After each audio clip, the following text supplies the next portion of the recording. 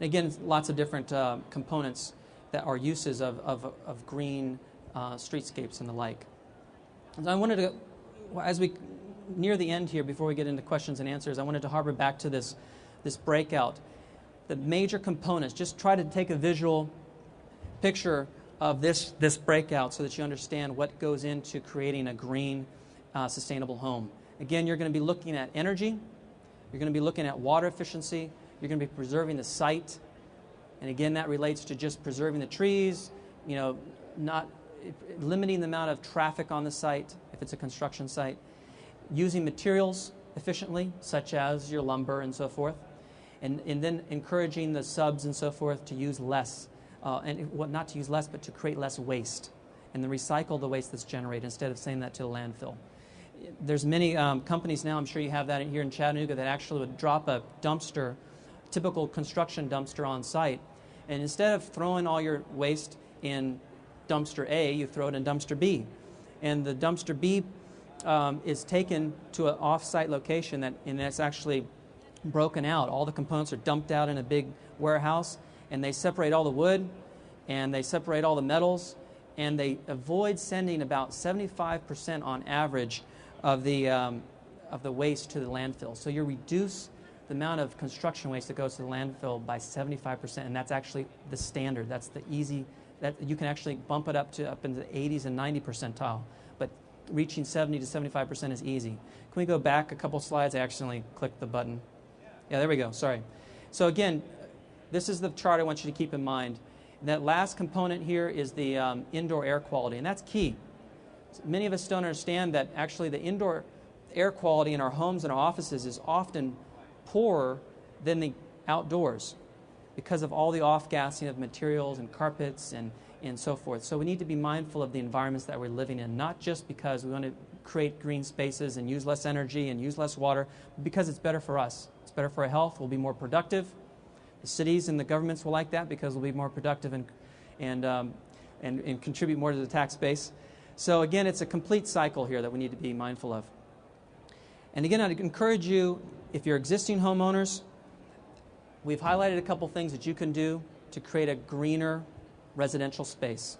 Again, go to Home Depot, you're going to probably need 12. Buy yourself a box of caulk and a good caulk gun, and put some gloves on, and then start caulking. Caulk all the holes around all your faucets and your dryer vents and your recessed lights. You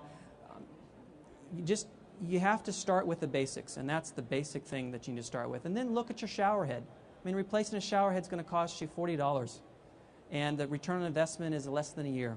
So given the stock and bond markets out there right now, you're going to be better off investing in your house, because unless you're moving, unless you're planning on turning off the thermostat and living in and dealing with whatever climate you have outdoors, you're going to be you're going to be enjoying a climate-controlled environment. So make sure that your house is efficient in providing that environment for you. And besides the shower heads, I'd encourage you to look at your appliances. I mean, if your refrigerator is 10 years old, 15 years old, I think that it's somewhere between 10 and 15 years, you need to start seriously considering replacing that. Make sure that the old one is properly recycled, but seriously look at starting to make these basic investments. And there's actually, the federal government is going to help you do this. Part of the stimulus package that was passed in February provides you as homeowners up to 30%, up to $1,500 as a tax credit. A tax credit is more powerful than a tax deduction, because a tax credit is a dollar for dollar off your tax liability. So federal government wants you as homeowners to increase the efficiency of your homes. And by doing these basic things that we talked about, increasing the insulation levels in your house, basic caulking, basic appliance upgrades, windows, those basic, your heating and cooling system is highly incentivized in this new stimulus package. So all those basic things that we talked about will provide you a lot of comfort benefits and economic benefits every month for the foreseeable future, but also you'll, in the short term, receive a tax credit.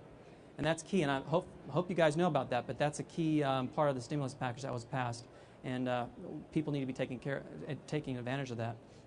So again, that's the existing homeowner side, and I was wanting to include that in this presentation because that's something you can implement right away. And then if it comes to pass that you are in the market for a new home, start asking these questions. Start asking basic questions about how the home was built, its energy efficiency, its water efficiency, and that will help change the tide and encourage builders to incorporate some of these practices into their daily building routine.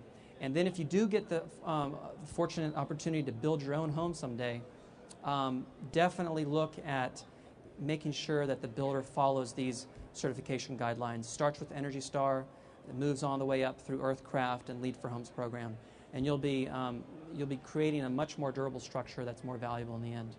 And that's it. I just wanted to open that up for some questions. I'd love to field any questions you have about the green building market. Questions? Yes. Does anybody in the South do passive solar houses? The question is, does anybody in the South do create passive solar houses? And they do. I don't know of a builder who focuses specifically on that because it's not a huge market. But it's a smart idea.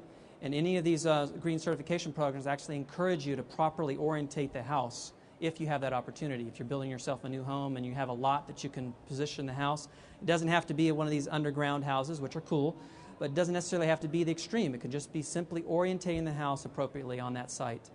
But unfortunately, I don't know of a dedicated builder who focuses on building those types of homes. But that's basic building practice. Any other questions?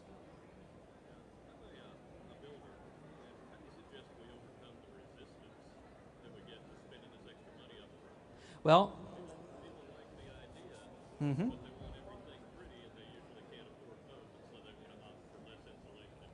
exactly. Well, I face that same headache. So the question is, from a builder, how does he overcome the resistance he has when trying to sell these smart upgrades to a homeowner, potential homeowner? He's in a market possibly where someone walks in the house, he knows that typical homeowner that's looking at a new home is going to walk in, is going to ask the question whether they have granite countertops, going to look at the floor.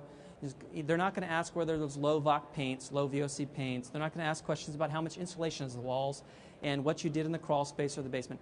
Those are areas that the homeowner usually doesn't consider, unfortunately, and usually those are areas that are hidden.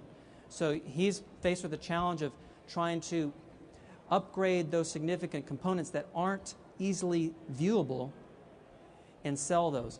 The answer to the question is that I would hope that you'd have some marketing material, and all these building programs have marketing material. The basic one, Energy Star, has that. And that's, again, a program that people are going to recognize because they see that Energy Star symbol on their appliances and the like.